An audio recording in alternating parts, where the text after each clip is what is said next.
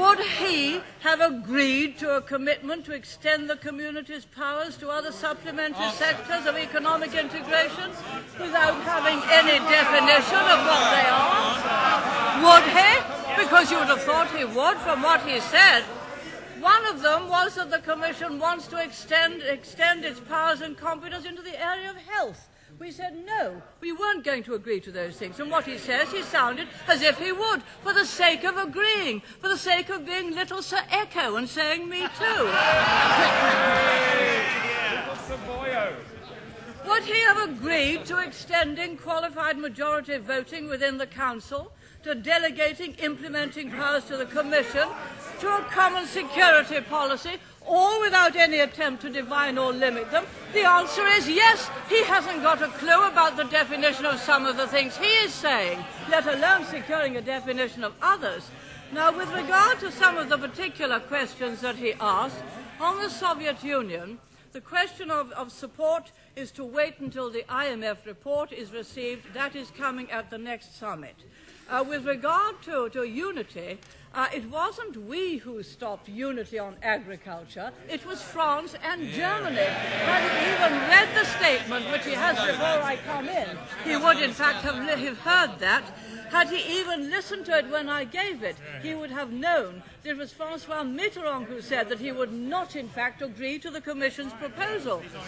So it is not we who are to blame in any way about not reaching agreement on agriculture. And may I say to him, but for the insistence of my right honourable friend and myself, the chair would not even have had the matter discussed. So urgent was it that it should be.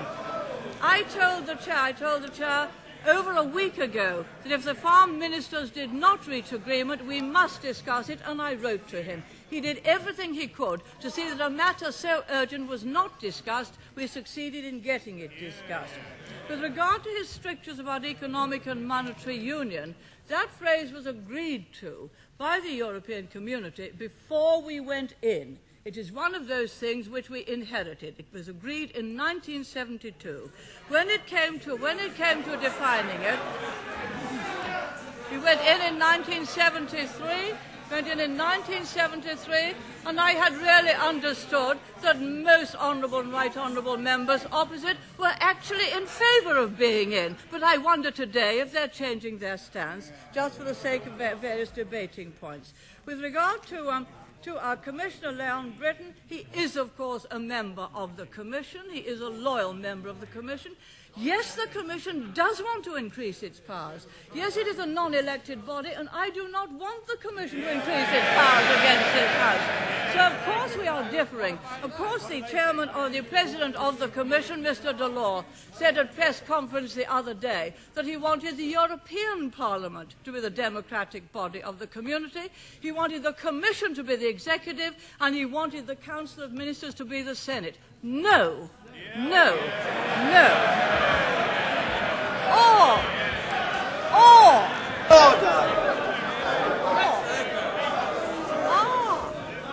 Perhaps the Labour Party would give all those things up easily.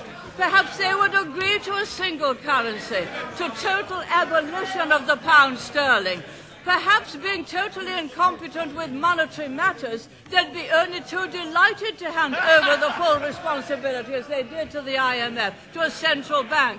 The fact is, they have no competence on money, no competence on the economy, so yes, the right honourable gentleman would be glad to hand it all over.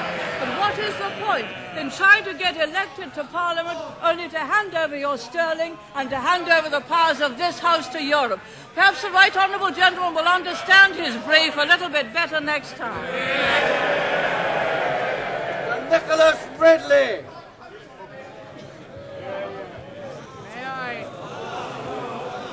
May I congratulate Mr. Ridley. May I congratulate my right honourable friend on standing up for the interests of the people of this country. May I ask her whether she thinks that the 11 are not now both isolated and intransigent in relation to agricultural policy and the GATT round? Does she think that they are deliberately working for a failure of the GATT round in order to achieve their objectives of a fortress Europe? If that is the case, does she not agree that this is not a destination for which we want to board? Mr. Speaker, my right honourable friend is right. The European community is the only group of nations which, after years of studying the problem, has not tabled an initial negotiating position on agriculture in the GATT round. The United States has tabled one, Japan has tabled one, the Cairns Group have tabled theirs, Canada, Switzerland. From the community, nothing.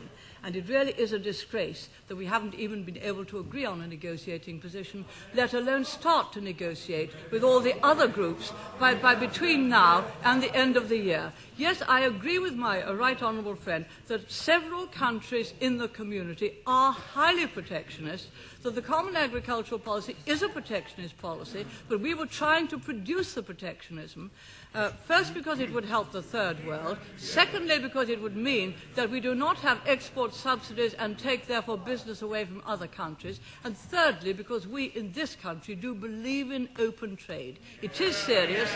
It was the most serious thing to be discussed at the European Council, and I most earnestly hope that this time agricultural ministers, there will be no difficulty with us, but the French and German agricultural ministers will accept the proposals of the Commission for the negotiating position in the Uruguay round.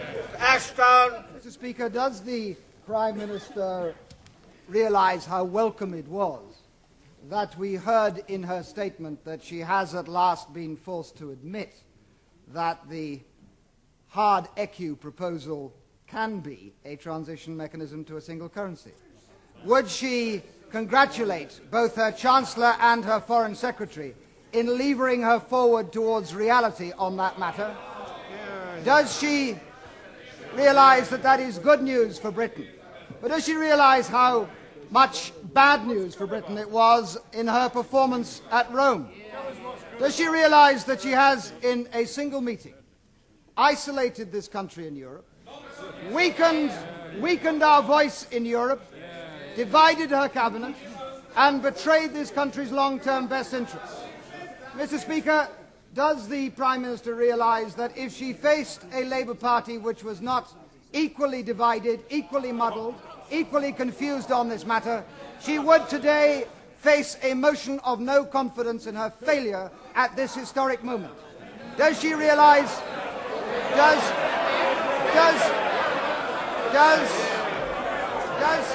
Order. Does she realise? Order. Does she realise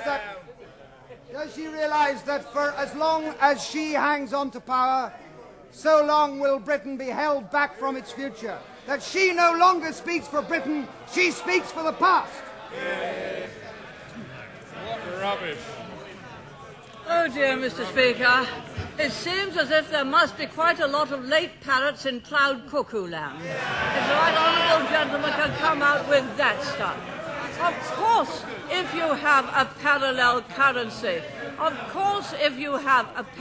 currency, and people choose to make more and more use of it, it could evolve into a single currency, but that could not be done without a decision coming back to this House and, I believe, to the people of this country. I take it that the right honourable gentleman's policy is to abolish the pound sterling, the greatest expression of sovereignty. I think that would be totally and utterly wrong in any event to agree to that now. That is a matter for future generations and future parliaments, and Parliament is supreme, not the right honourable gentleman, the member of the Liberal Party.